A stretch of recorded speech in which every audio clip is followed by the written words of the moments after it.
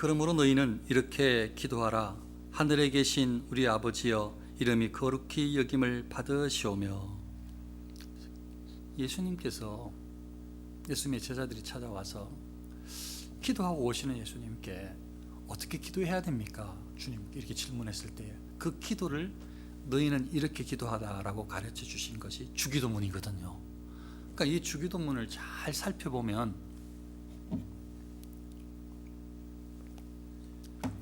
주기도문을 잘 이해하면 하나님 앞에 기도를 어떻게 해야 하는지, 어떤 관점으로 이 기도를 해야 되는 건지, 기도자의 태도가 어떠한지 다 담겨 있는 거예요. 그 이걸 앞으로 장시간 살필 거란 말이죠. 굉장히 중요한, 저한테도 중요한 시간이라고 저는 믿기 때문에 여러분들도 꼭 여러분의 담임 목사인 저를 통해서 기도에 대한 개념을 다시 한번 점검하시고 새길 수 있으시기를 바라겠습니다.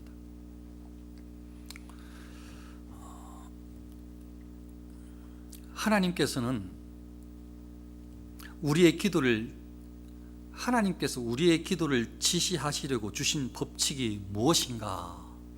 기도의 규칙이라고 되어 있잖아요. 하나님께서 우리의 기도를 지시하시려고 주신 법칙, 규칙이 무엇인가? 이걸 소율이에 어떻게 대답을 했는가 하면, 하나님의 모든 말씀이 우리의 기도를 지시하며 유용한 것이나 특별히 지시하신 법칙은 그리스도께서 그 제자들에게 가르치신 기도니 보통으로 주기도문이라 하는 것이다. 모든 성경에, 모든 하나님의 말씀이 기도를 어떻게 해야 되는지 다 유용한 말씀이다. 모든 성경 말씀이 다, 66권이 다. 하지만 특별하게 기도의 법칙을 알려주신 것이 예수님께서 제자들에게 가르쳐 주신 주기도문이다. 이런 뜻인 거예요. 방금 답을 했던 것이. 그러니까 특별하게 예수님께서 기도의 법칙, 규칙으로 알려주신 이 주기도문은 굉장히 중요하다 하는 거죠. 그 중에 이 기도, 오늘 뭐라고 예수님께서 말씀을 하셨냐면, 기도의 첫 서두에 하늘에 계신 우리 아버지여, 이렇게 이야기를 하고 있거든요. 하늘에 계신 우리 아버지여. 그러니까 기도를 할 때에, 기도의 내용에 우리는 보통 그러면 여러분은 그렇지 않으니까, 여러분들은 기도 훈련을 잘 받으셔서 어쩌면 제가 이게 제 생각에 좀 혹시나 여러분들의 그 깊이 있는 기도를 못 미칠 수도 있으면 용서하십시오. 그래도 한번 다시 점검 차원에서 다시 다 말씀드린다고 이해를 하시고, 보통 사람들은, 저 같은 사람들은 뭐 문제가 있으면 그 문제 가지고 그냥 하나님께 기도를 하거든요. 보통 내 문제, 나하고 관련된 문제, 내가 책임져야 될 문제, 이런 것들을 가지고 보통 기도를 한단 말이에요. 보통. 그래서 그게 다 추가돼요. 하나님 아버지 이거 아시죠? 하나님 이거 아파요. 하나님 이거 힘들어요. 다 이렇게 보통 하거든요. 하나님 왜 이런지요? 이렇게 전부 다 내 문제야. 내 문제 아닌 것처럼 봐도 전부 다 나와 관련된 거야. 결국은 다 나와 관련된 이야기를 다 중심에 딱 꼬집어서 기도를 하거든요. 근데 예수님의 기도는 그렇게 하신 게 아니고, 예수님께서 가르쳐 주신 기도의 처음에 딱 이야기는 하늘에 계신 우리 아버지요. 하나님부터 이야기를 하는 거예요. 하나님부터. 예수님께서 왜 이렇게 이야기하시는 거예요? 이거는 성경적인 모든, 성경에서 이야기하는 전체 이야기하고 아주 일관성이 있어요. 사람들한테, 그리스도인들한테 당신은 왜 삽니까? 그럼 예수님을 믿는 그리스도인들은 나는 하나님의 영광을 위해서 삽니다. 그리스도인이 살아갈 이유가 뭡니까? 하나님을 영화롭기 위해서 살아가는 것입니다. 나는 하나님 앞에서, 나는 믿음으로 하나님 영광 위해서 살아가는 사람입니다. 이런 식으로 고백을 다 할 거란 말이에요. 지금 방금 이야기했잖아요. 그리스도인들의 삶이 살아가는 이유가 뭐냐라고 물었을 때 대부분 다 하나님의 영광, 하나님을 영화롭게 하는 거 다 알고 말을 하는데, 마치 지금 예수님께서 그 이야기를 하시는 것처럼 기도의 가장 중요한 핵심은, 가장 우선순위가 있다면 그 우선순위는 하나님 관점이다. 하나님이다. 이거 이야기죠. 내가 아니고, 내 문제, 우리 가족 문제, 내 자식 문제, 나하고 관련된 문제가 아니고, 기도의 우선순위는 다 하나님이다. 하나님 영광, 하나님 앞에, 하나님을 위하여. 그러니까 이거 기도할 때 이렇게 바꾼다는 게 쉽지 않은데, 근데 예수님은 우리에게 그렇게 가르쳐 주셨거든요. 그러니까 그걸 바꾸는 훈련을 해야 되는 거죠, 기도할 때. 우선순위를 그렇게. 그래서 그러고 가만히 생각을 해보면 정말로 예수님께서 말씀하셨던 계명에 대한 이야기를 말씀하셨을 때도 가장 큰 계명은 다 하나님 먼저예요. 하나님 먼저. 10계명도 보면은 전부 다 하나님 먼저예요. 하나님 먼저 다. 하나님 섬기는 거고 그리고 뒤로 내려올수록 사람에 대한 이야기예요. 그러니까 예수님께서는 성경에서는 하나님은 전부 기도든지 모든 그 성경의 관점으로 하나님 중심, 하나님 우선순위가 있다면 하나님 관점, 하나님 앞에서 하나님을 위하여 하나님의 영광, 이거란 말이에요. 이게 우리 기도에 있어야 될. 그래서 이걸 지금까지 해왔던 거 고집하지 마시고, 이건 좀 성경 이야기를 하는 것이니까 내가 나의 기도에 하나님 영광을 위해서 기도하는 부분을 내가 회복해야 되겠다. 나의 기도의 우선순위는 항상 하나님 영광이다. 하나님을 높이는 것이다. 하나님께 감사하는 것이다. 하나님을 찬양하는 것이다. 이렇게 바꾸는 게 굉장히 중요하죠.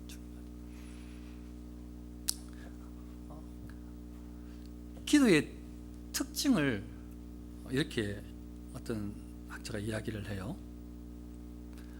기도의 특징을 어떻게 이야기하는가 하면, 이제부터 오해 없이 잘 들으셔야 돼요. 오해 없이. 기도는 극히 단순하다, 이렇게 이야기를 하는 거예요. 기도가 단순하다.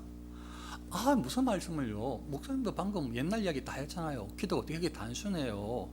기도에 좀 이게 아름답게 창식하는 그런 뭐가 좀 가치가 있는 그런 기도의 언어를 넣어야죠. 아름답게 잘 창식돼야 되죠. 좀 멋지게 들리는 말도 좀 넣어야죠. 시적인 언어가 좀 필요하지 않아요? 그래야 그 기도가 하나님께서 받으시지 않을까요? 이렇게 좀 듣는 사람들에게 인상적인 기도로 좀 올려져야 되지 않아요? 그런 어떤 단어를 사용해야 되지 않습니까? 라고 생각한다면 그렇지 않다는 거예요. 기도는 극히 단순하다. 극히 단순하다. 그 모든 창식들은 다 그거는 정말 중요한 게 아니다. 창식들은 다 제거해 버려야 된다. 기도의 창식을 하면 할수록 그 기도는 참된 의미를 알리는 것이 아니고 위장하는 경향이 있을 뿐이다. 이렇게 말하는 거예요. 계속 창식을 했는데 그 기도를 하나님께 올리는 게 아니고 계속 창식하는 동안에 위장술만 늘은 거예요. 화려하게 치장만 했다는 거예요. 기도가. 두 번째 기도의 특징은 기도가 얼마나 간결한가에 주목해야 한다. 기도가 굉장히 간결하다는 거예요. 간결하다. 그러니까 이게 제가 기도 흉내냈는데 죄송해요. 이 그릇 흉내를 내가지고 여기 성경에 나오는 예를 세리가 매일 기도를 못 하잖아요. 막 하나님 앞에 고개도 못 들어가지고 아버지 하나님 죄인입니다. 말도 못해. 그리고 이게 지금 이게 그런데요. 지금 방금 이야기했던 아버지 하나님, 얘야, 방금 목사님이 흉내낸 것은 하는 소리를 낸 것이고 아버지 하나님 했다. 아버지가 뭔지는 알지? 하나님 우리가 믿는 분이야. 설명하면 이거 어린아이들도 다 알아들어요. 어렵지 않다고요. 기도는 마치 이런 것처럼 기도하는 사람의 이 간결성이라는 것은 다른 사람들이 다 쉽게 당연히 하나님도 다른 사람들에게 전부 다 간결하게 들린다는 거예요. 간결하게. 기도가 그렇다는 거예요. 간결하다. 세 번째로 기도는 함축적이다. 이것저것 하는 게 아니라 꼭 필요한 간략하게 함축적이다. 이게 기도의 특징이라는 거죠. 그런데 이거 깨어있지 못하면 제가 처음에 고백했던 것처럼 그런 어떤 기도에 대한 오해들로 막 묻어나기 시작하는 거예요. 기도에 대한 오해들로. 저는 이것도 지금도 제가 깨어있지 않으면요, 저는 또 다시 순간 지금부터 이야기할 모습으로 확 회개에 돌아가서 기도를 기도답지 못하게 할 수가 있어요. 굉장히 중요한 거고 깨어 있어야 돼요. 그래서 잘 이해했을 뿐만 아니고 실천해야 되는데 뭐가 아무리 생각해도 기도 짧은 거는 또 안 들어줄 것 같거든. 그렇지 않나요? 목사님 그렇게 이야기해도 왜 짧은 게 기도입니까 그게? 그렇게 말하고 싶잖아요. 그래도 기도가 길어야죠. 그렇습니까? 그래도 기도가 길어야 합니까? 그래도 짧으면 안 들어주시는 건가요? 그래도 반복해서 강하게 소리를 하나님께 올려드려야죠. 되풀이해서 또 하고 또 하고. 그 다 사람들이 그렇게 기도했는데 왜 또 다른 이야기를 하십니까? 또 하고 또 하고. 그게 끈기 있게 기도한다는 뜻일 수도 있잖아요. 끈기 있게 한다는 뜻이 아닙니다. 또 하고 또 한다는 뜻이지. 시간의 양을 늘린다는 뜻이 끈기 있게 기도한다는 뜻이 아니에요. 되풀이한다. 뭐가 이게 잘못되면 계속 기도를 되풀이하고 계속 멋들어진 구절들을 찾고 그리고 기도가 계속 하염없이 길어져요. 여기에 말하는 부정적인 의미로 신실하게 진실된 긴 기도는 너무 좋은 것이고, 지금 제가 부정적인 의미를 이야기하니까 오해하지 마시라고요. 난 기도 긴데 나를 지금 치시는구나. 천만의 말씀, 그 이야기 아니에요. 이거 흥행거리로 기도를 추구하는 모습에 대해서 지금 지적을 하는 걸 제가 전달하는 거니까. 자신도 모르게 나도 모르게 이게 막 되풀이해서 이렇게 찔렀다가 저렇게 찔렀다가 뒤에서 찔렀다가 같은 말도 막 또 반복하고 저렇게 하고 구절들을 막 이렇게 좋은 단어들을 사용해가지고 좀 아름답게 꾸미고 싶고 뭔가 좀 길게 좀 아니면 막 호흡이라도 길게 주여 이렇게라도 좀 길게 해가지고 좀 막 응답받고 싶고 막 이런 이 욕심이. 주여 이러면 안 들어주고 주여 하면 들어주고 주여 하면 들어주고 막 그런가요? 그거 막 만들어내는 거지 막 우리가 막.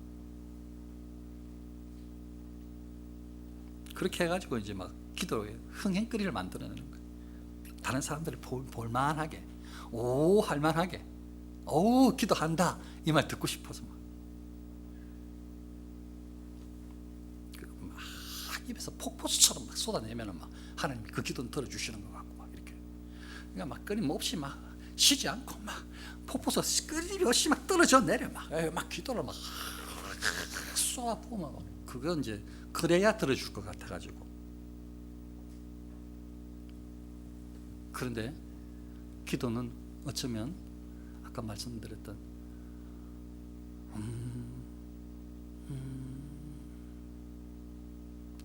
아버지 하나님 죄인입니다. 이 기도가 다 올라갔을 수가 있어요. 정말 그게 기도 안 걸 수가 있다고요.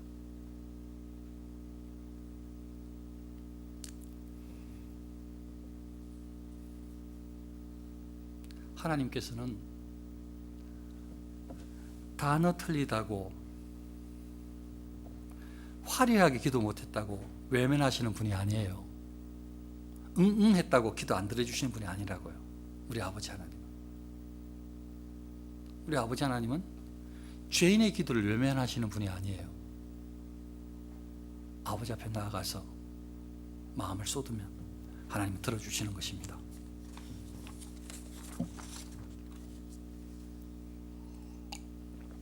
주기도문의 서문은 우리에게 무엇을 가르치는가?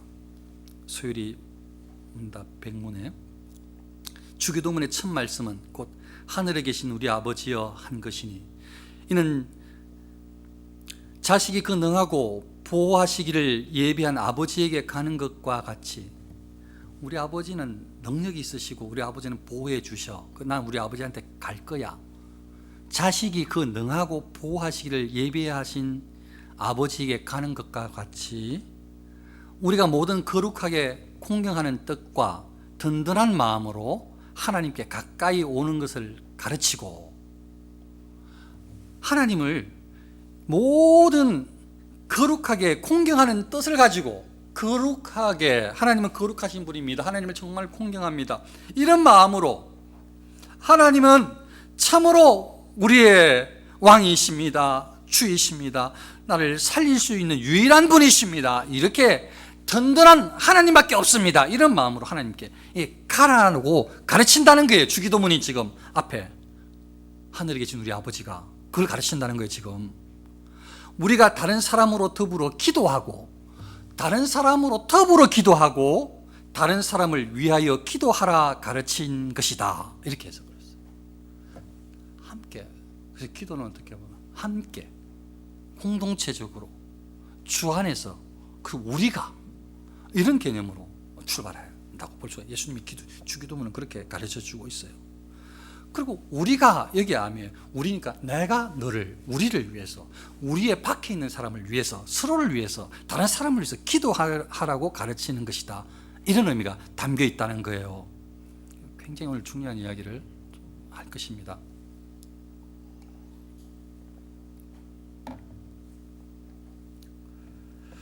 기도를 함에 있어서 하나님과의 그 관계가, 바른 관계가 얼마나 필요한지, 그러니까 하나님이 대체 어떤 분인가, 하나님과의 나의 관계가 어떤 것인가, 이걸 정확히 아는 것이 기도하는 사람들에게 너무 필요한데, 너무 중요한데, 이게 정말 중요한데, 지금 이거 제 이야기를 잘 들어보셔야 되고, 잘못하면 지금부터 이야기하는 이런 오류에, 이런 잘못에 다 빠질 수가 있어요.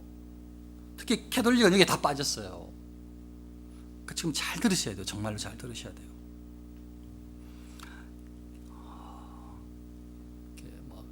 종교다원주의라고 있어요. 이게 고개 걷으시면 절대 안 돼요.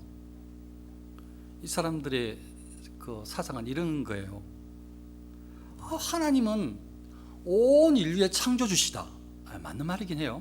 하나님은 온 인류의 아버지시다.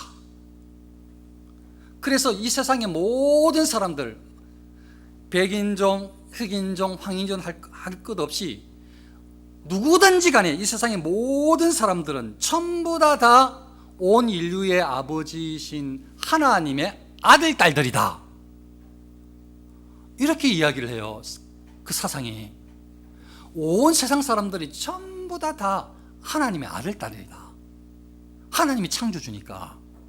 이렇게 맞는 것 같은데 그렇게 이야기를 계속해요. 그래서 기도를 어떻게 거기에서 이야기를 하는가 하면, 그래서 모든 사람이 다, 이 세상의 모든 사람이 전부 다 하나님의 아들이기 때문에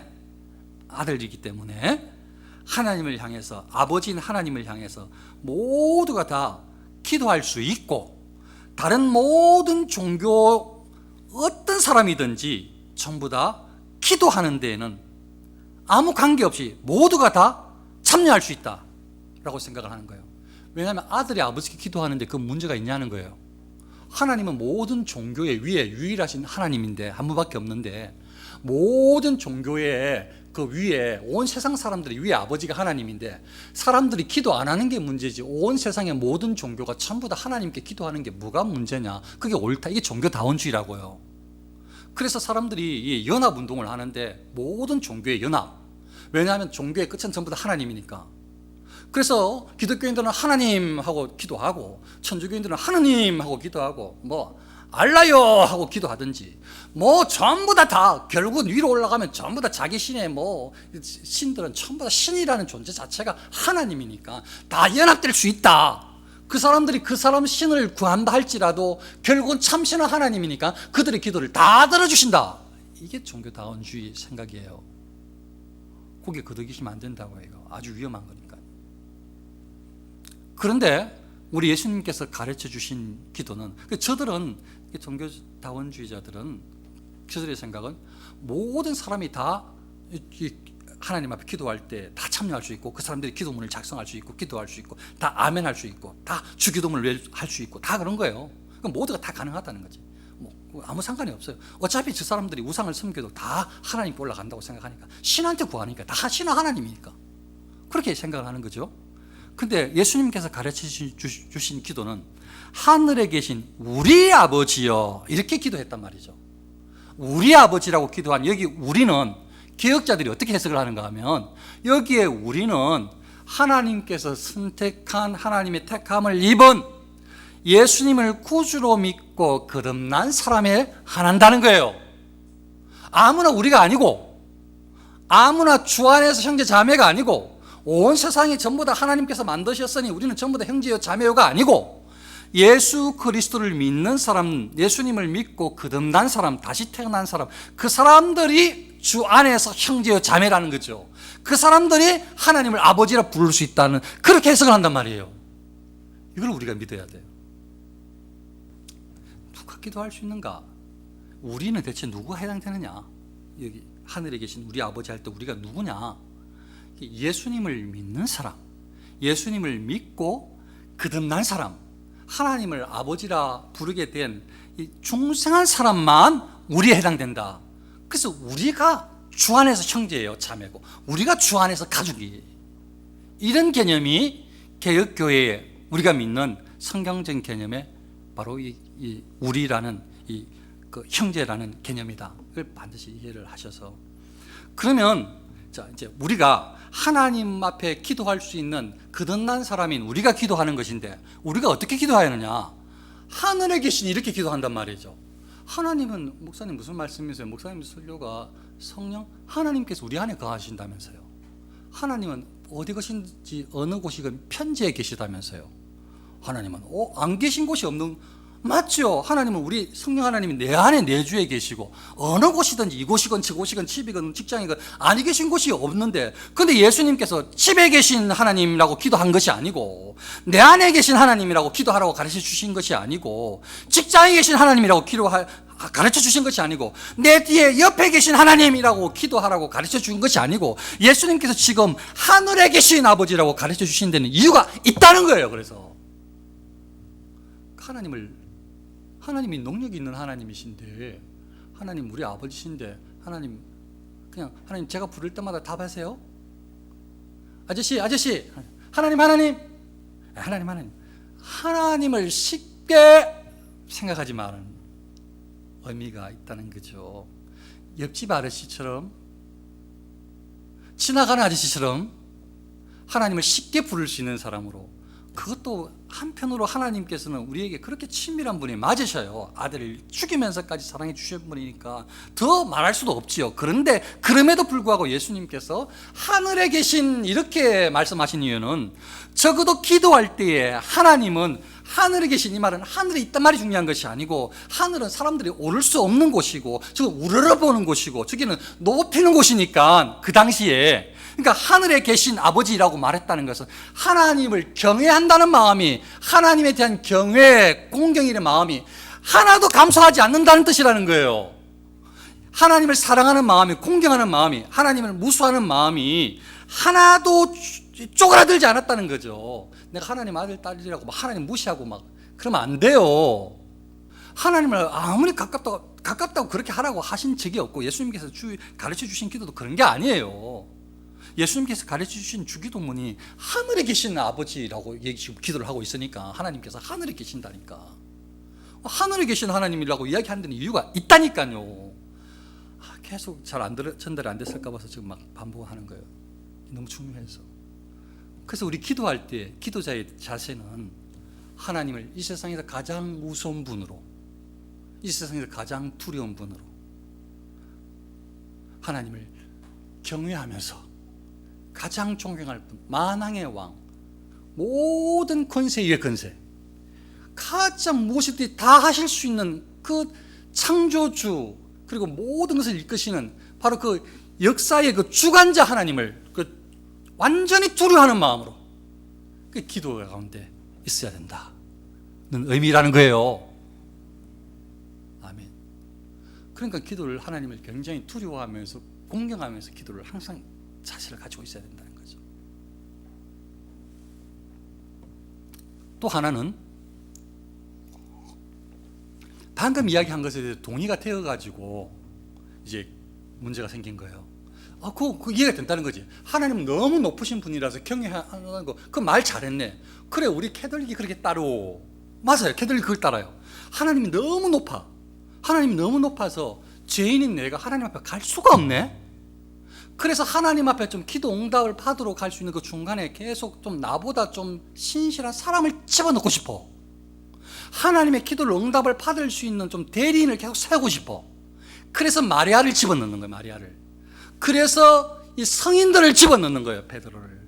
다른 사람을 의지해서 이렇게 그 하나님 앞에 계속 기도 응답 받고 싶은 거지. 나는 죄인이라서 하나님께 나아갈 수 없으니, 나는 부끄러우니 나 말고 좀 나보다 좀 나은 사람이 하나님 앞에 좀 중간에 다리를 역할을 해가지고 좀 올라가주면 좋겠다는 거지.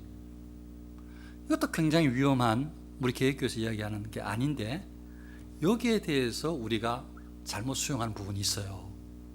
그러니까 지금부터 이야기하는 걸 오해하지 말고 잘 들어야 돼요. 그 진정성의 의미를 이야기하는 것이지, 거기에 대해서 해석을 넓게 하라는 뜻은 아니에요. 지금 여기에 대한 참된 의미를 이야기하는 것이, 이 참된 의미는 뭔가 하면, 그래서 잘못 전달된 것은 교회에서도, 이 기독교회 사이에서도 하나님께 응답받는 받는 능력 있는 사람이 따로 있다고 생각하는 거 아주 심각한 문제예요. 하나님께 응답을 잘 받는 사람이 있다고 생각하는 것, 기도원 원장님, 기도 많이 하는 목사님, 기도 많이 하시는 장로님, 하나님 앞에 늘 신실하신 권사님, 하나님만 바라보는 우리 집사님, 이런 개념이 계속 중간에 들어가 있으면, 나는 그렇게 살지 못했으니, 나는 그렇지 못하니, 이 하나님의 응답을 받도록 하기 위해서 계속 그 사람을 집어넣어야 되는 거죠. 그 기도원을 쫓아가야 되고, 목사 앞에 가야 되고, 다른 사람을 의지해서 가야 되고, 그 길을 그걸 통해서 계속 가야 된다. 이게 바로 그 캐톨릭의 의미를 받아들인 거예요. 기독교가 잘못된 거예요. 잘못된 거. 사람은 기분이 좋죠. 온 성도들이 목사 앞에 다 와서 그냥 목사님이 기도해 주셔야 다 된다고 하면 나야 기분이 좋죠. 야, 이제 나를 목사로 이제 인정해 주는구나. 얼마나 기분이 좋겠어요, 목사. 기분은 좋은데 예수님께서 말씀하신 의미는 제가 왜곡시키고 있는 거예요. 그래서 지금 이야기를 하는 거죠. 그 중간에 어느 누구도 들어와서는 안 돼요. 하나님 앞에 단독자로, 하나님 앞에서 하나님께서 직접 하나님 앞에 나오도록, 만인이 온 세상 사람들이 다 누구든지 예수님을 믿으면 다 제사장처럼 하나님 앞에 단독자로 나올 수 있도록, 그래서 예수님을 십자가에 못 박혀 죽게 하셨고 구원의 길을 열어주셨는데, 왜 계속 하나님께 응답받는 그 사이에 뭔가 사람이 계속 다른 사람을 집어넣으려고 하냐고요. 다른 존재를 뭔가 집어넣으려고 해야 되냐고. 뭔가 끈기 있는 세상의 무엇인가를 닮아가지고 시간을 채우려고 해야, 그래야 들어준다고 생각하고, 아니면 내가 못하니 다른 사람의 기도라도 들어야 된다고 생각하고, 계속 뭔가 다른 걸 집어넣으려고 하냐고요. 이걸 바꿔야 돼. 이걸 누가 기도해야 되느냐? 그 당사자가, 하나님의 아들 딸 된 그 당사자가, 내가 기도해야 되는 거예요. 내가 죄인이건, 내가 믿음 안에 좀 앞에 신실하게 이끄는 리더로 섰건, 혹은 다시 내가 넘어져서 죄 가운데 있건, 누구든지 다 우리는, 하나님 아들 딸들은 그 당사자가 예수님의 이름으로 하나님 앞에 나아가 기도해야 된다는 것입니다. 이게 너무 중요한 거예요. 너무너무 중요한 거예요. 너무너무 중요한 거.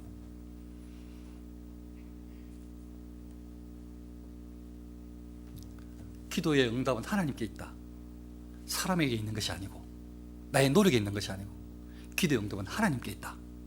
그래서 내가 있는 모습 그대로, 죄된 모습이면 죄된 모습으로, 감사의 감사 찬양으로 하나님 앞에 나아가는, 그래야 내가 기도자로, 예수님께서 말씀하시는 이 기도자로 선 것이라는 것입니다.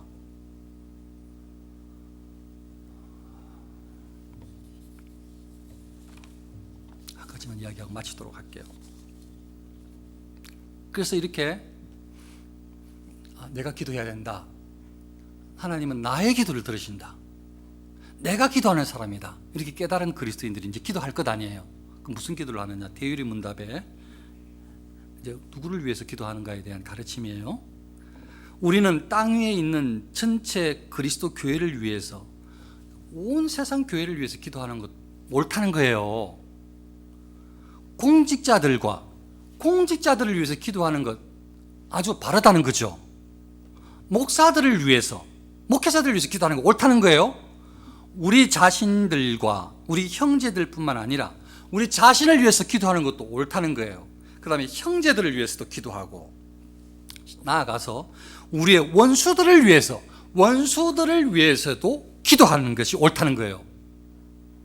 그리고 모든 종류의 모든 살아있는 사람들을 위해서, 혹은 또 이후에 살게 될 모든 사람들, 장차 이 땅에서 전 세계에서 태어날 이 이후의 시대의 사람들을 위해서도 기도해야 된다는 거예요. 대여 이름문답에. 죽은 자를 위해서 기도하는 건 안 돼요. 산 자를 위해서, 앞으로 살 자를 위해서 기도하는 건 옳다는 거예요. 누가? 내가, 우리가. 다른 사람을 통해서가 아니라 내가 하나님께, 그리고 우리가 한 목소리로.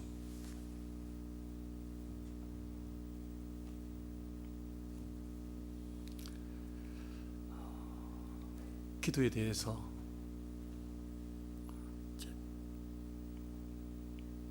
성경적인 관점이라 이해하시고 받으시고 진정성 있는 기도자로 날마다 순간마다 설 수 있도록 그렇게 저와 여러분들이 하나님 앞에 애를 쓰시면서 하나님과 교통하는 한 주간의 기도의 삶이 있으시기를 축원합니다. 기도하겠습니다.